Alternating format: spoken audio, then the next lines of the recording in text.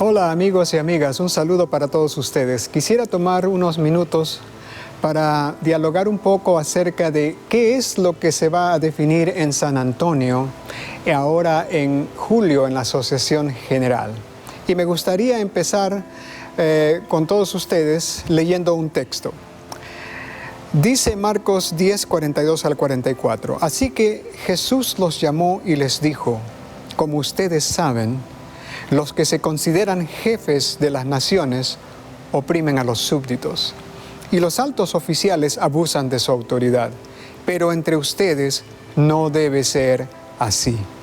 Al contrario, el que quiera hacerse grande entre ustedes deberá ser su servidor, y el que quiera ser el primero deberá ser esclavo de los demás. Los discípulos estaban completamente influenciados por el modo vertical de gobierno humano. El hambre por el poder y las estructuras de gobierno jerárquicos los dominaba. Jacobo y Juan llegaron al extremo de pedirle a Jesús los puestos de mayor poder e influencia, y los otros 10 discípulos se enojaron porque ellos se les adelantaron. Seguramente que se armó un argüende solo por querer ser los más poderosos. Es terrible cuando humanamente nos dejamos llevar por el concepto de querer tener prestigio, respeto, puestos importantes y poder. Peor aún cuando estos sentimientos llegan a ser parte del liderazgo de la iglesia. Y desgraciadamente estas actitudes son tristes realidades en algunos campos dentro de nuestra propia iglesia. El asunto de promover al amigo, al familiar o al conocido, aunque éste no sea el mejor candidato para dicho puesto de suma responsabilidad. Y esto pareciera ser muy común en algunos lugares. Esta era la práctica de los judíos en el tiempo de Jesús. Los sobornos, el abuso del poder, la corrupción, llevaba a los dirigentes religiosos a no tener ningún tipo de ética ni vergüenza con tal de obtener un puesto especial dentro del liderazgo religioso. Jesús mismo en Mateo 23 condenó todas estas prácticas, desnudando estas prácticas ante el mundo para demostrar qué tan bajo habían llegado el hambre por el poder, que de paso cabe resaltar era manejado solo por hombres. Leamos lo que dice la hermana White al respecto. Y por grandes sumas de dinero pasaban por alto crímenes graves.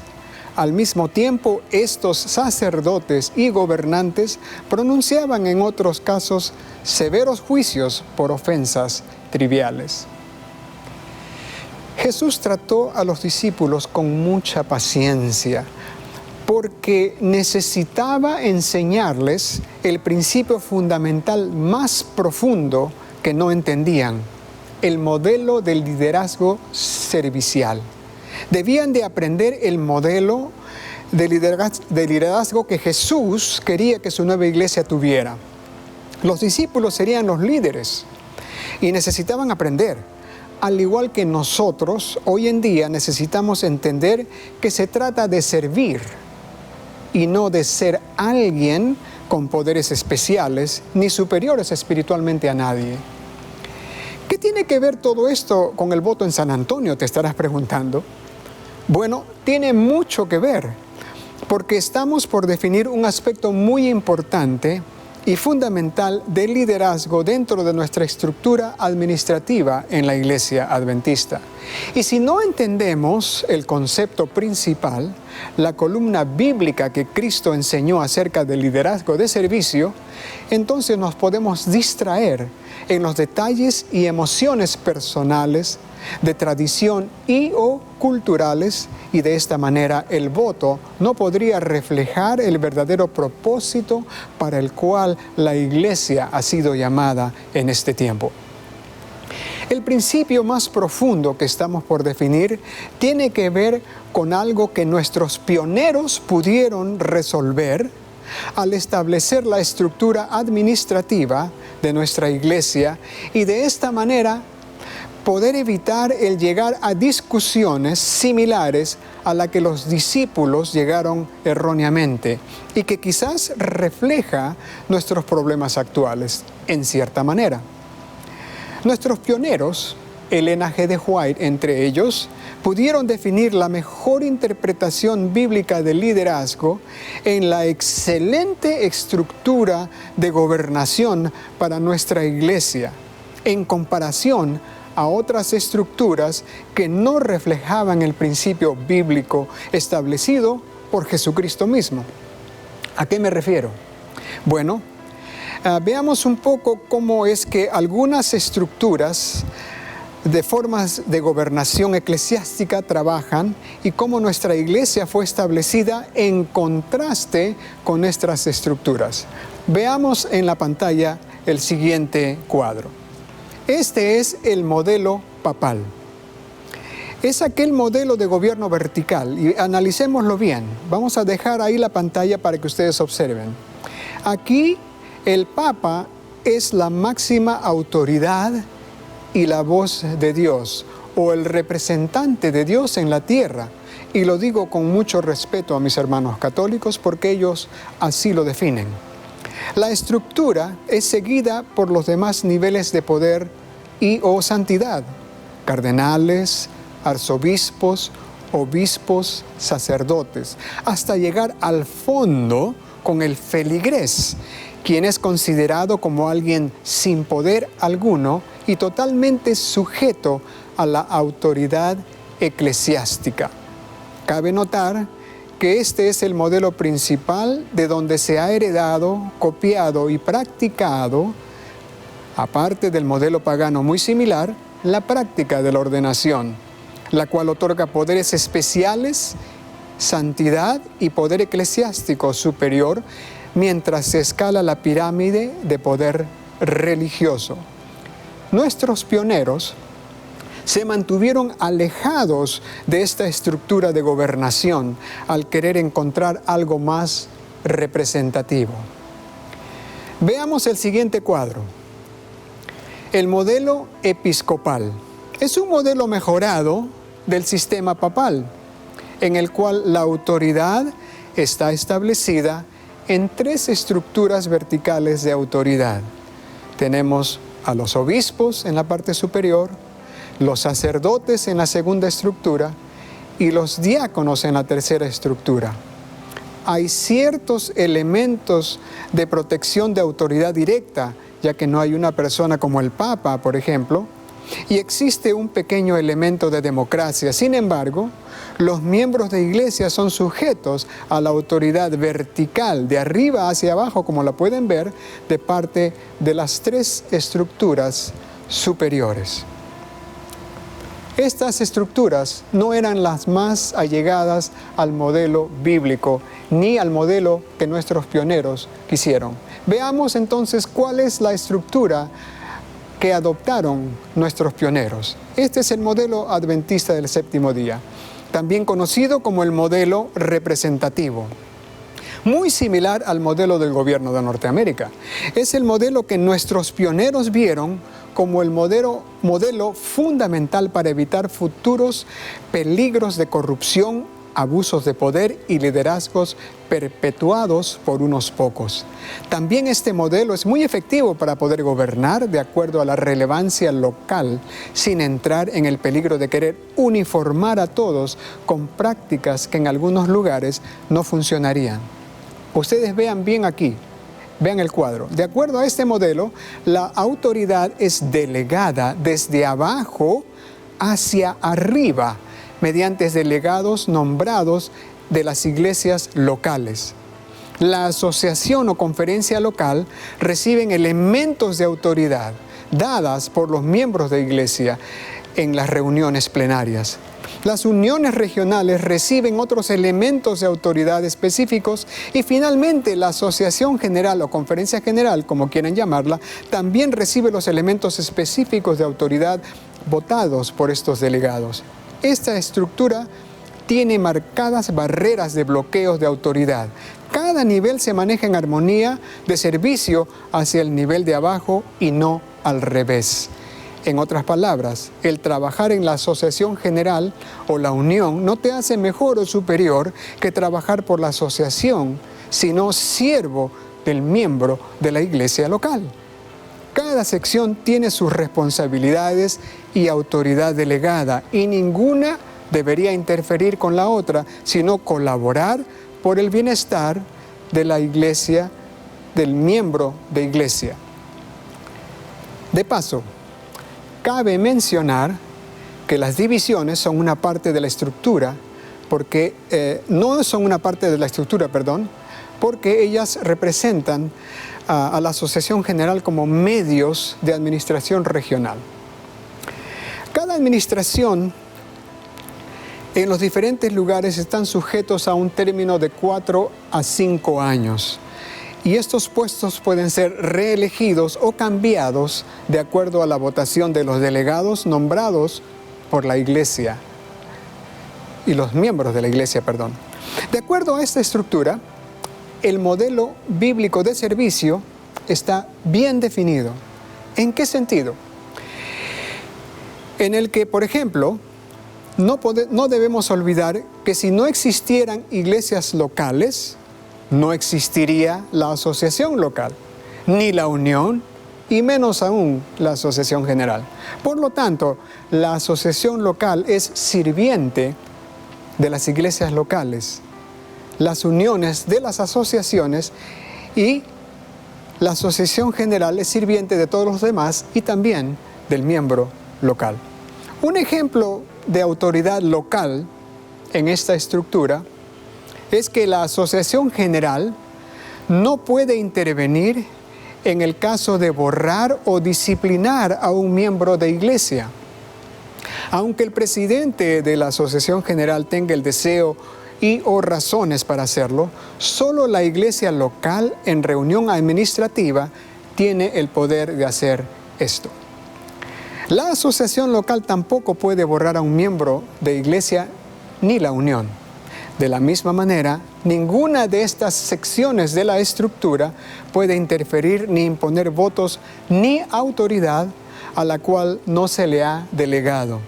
Es una sabia manera de evitar el feudalismo religioso y recordarnos el principio del liderazgo de servicio. En base a esta estructura, por lo tanto, ha quedado definido desde el principio por voto de la Asociación General aproximadamente entre los años de 1901 a 1905 que todo asunto de autorizar la ordenación de un ministro reside en la unión local y no en la asociación ni tampoco en la asociación general. Esta práctica siempre ha sido respetada y sin problemas hasta que surgió el asunto de la ordenación de la mujer. En ninguna reunión plenaria esta autoridad ha sido cambiada, modificada o revocada. Esto hasta el día de hoy sigue siendo una realidad de la estructura heredada de nuestros fundadores de la Iglesia, en donde Elena G. de White fue parte. Por lo tanto, cualquier interpretación de abuso de autoridad o rebeldía de autoridad, cuando una o cualquier unión toma un voto de acuerdo a la autoridad que se le ha dado, es simplemente una falta de comprensión de la estructura de gobernación de la Iglesia. Si queremos ser técnicamente correctos, por lo tanto, y analizamos un poco la historia de algunos votos en cuanto a la ordenación de la mujer, podemos entonces muy claramente definir que los votos de la Asociación General de los años 90 están fuera de orden, debido a que la Asociación General no tiene ninguna autoridad sobre la ordenación, al igual que no la tiene para disciplinar a un miembro de iglesia. Dicho voto o votos, por lo tanto, bajo cualquier análisis legal, quedaría nulo y fuera de lugar. Cualquier delegado a la reunión de la Asociación General pudiera, si quisiera, alegar este elemento técnico, y sin yo reclamar ser un experto de leyes ni estructura de gobernación, creo que a menos que haya un documento, voto o elemento legal que diga lo contrario, estos votos anteriores pueden ser anulados o simplemente sin efecto. En todo caso, no necesitamos entrar en estas discusiones técnicas si al final solo traerá más leña al fuego. Pero sí creo que deberíamos respetar la autoridad dada a cada unión como se ha preservado hasta el momento y vivir en paz bajo la sabia estructura de dejar que cada unión atienda las necesidades locales de su campo según lo vea necesario en el enmarco de su autoridad. Entonces, ¿qué autoridad tiene la Asociación General? Creo que esta pregunta se torna más aguda cuando en nuestra mente radica el modelo de liderazgo autoritario y político al cual estamos acostumbrados.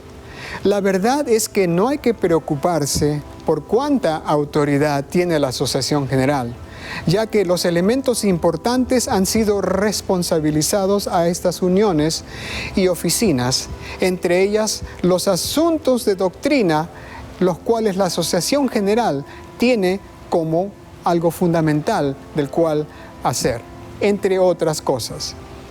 ¿Qué se define en San Antonio? Pues en realidad es más sencillo de lo que podemos pensar. 1. Si el voto es sí, entonces la autoridad de la ordenación pasa a las uniones, de las uniones a las divisiones, que en realidad son la Asociación General, pero dejando que cada división practique la ordenación como lo vean más apropiado en su campo. Si el voto es no, entonces todo queda como estaba antes, porque el voto no transfiere ni quita el poder a las uniones de seguir ordenando a ministros o mujeres como ellos lo vean conveniente, de acuerdo a los procesos ya establecidos y practicados desde el principio. De modo que cualquiera de los dos votos no cierra las puertas para que localmente se puedan seguir ordenando a las mujeres sin afectar a aquellos campos que no lo desean hacer. Parece que esta reunión se podría alargar mucho si los delegados quisieran seguir gastando tiempo y dinero que quizás deberíamos estar utilizando en la ganancia de almas. Podríamos seguir distrayéndonos en tratar de imponer convicciones personales para imponerlas a los demás. La pregunta es, ¿cuánto tiempo más le vamos a dedicar a este tema que ya no merece más nuestro tiempo ni dinero, que está destinado a ganar las almas y no en resolver asuntos que no son doctrinales? No hay claridad ni evidencias claras en cuanto a la ordenación de la mujer en la Biblia ni en los escritos de Elena G. de White. La misma comisión Tusk determinó que está dividida al igual como empezó. Los votos de los 90 expresan claramente, y digo lo que se dijo en ese tiempo, al no haber claridad en la Biblia o en los escritos de Elena G. de White, y solo por asuntos culturales y de unidad, en aquel tiempo la Iglesia prefirió no seguir con el tema y no ordenar a las mujeres. Han pasado más de 30 años desde aquellos votos y la Iglesia en algunas regiones está más dispuesta a dar esta oportunidad a las mujeres, sin tener el espíritu de imponer a todo el mundo que lo hagan. La otra pregunta es, ¿por qué los que están opuestos a la ordenación de la mujer quieren imponerlo a todo el mundo? ¿A esto se le llama unidad? La verdad es que esta actitud tiene un nombre: uniformidad, lo cual no es lo mismo que unidad. Por último, solo quiero volver al principio de la presentación. Estos asuntos de gobernación eclesiástica no deberían tener un tono de asignación de autoridad, porque el ministerio real, el ministerio enseñado por Cristo a sus discípulos y a nosotros, es el ministerio del servicio a los demás. Qué paradójico que una iglesia con una mujer fundadora tenga tantos problemas con las mujeres. Pero me pregunto, ¿qué diría Elena G. de White si estuviera presente? No me causaría admiración que la vuelvan a desterrar como lo hicieron en el pasado los de la Asociación General hacia Australia. Dios creó al hombre y a la mujer. Si Dios hubiese querido el señorío del hombre solamente, ¿para qué creó entonces a la mujer? El llamado al ministerio lo hace Dios, y no es el hombre o la mujer con un documento que dice ministro lo que confirma el llamado que Dios hace directamente. Dios llama a los que Él escoge. Algunos responden, otros pretenden y algunos avergüenzan el rol del ministerio. Si Dios es el que llama al ministerio, me quedo con la satisfacción de que Dios no discrimina, porque la palabra dice en el texto en Gálatas 3:28, ya no hay ni judío ni griego, esclavo ni libre, hombre ni mujer, sino que todos ustedes son uno solo en Cristo Jesús. Estoy orando para que el Espíritu de Dios se manifieste con poder en San Antonio y podamos tomar la mejor dirección y podamos vivir dentro de la diversidad de pensamiento que tenemos, respetándonos unos a otros. Que Dios nos bendiga.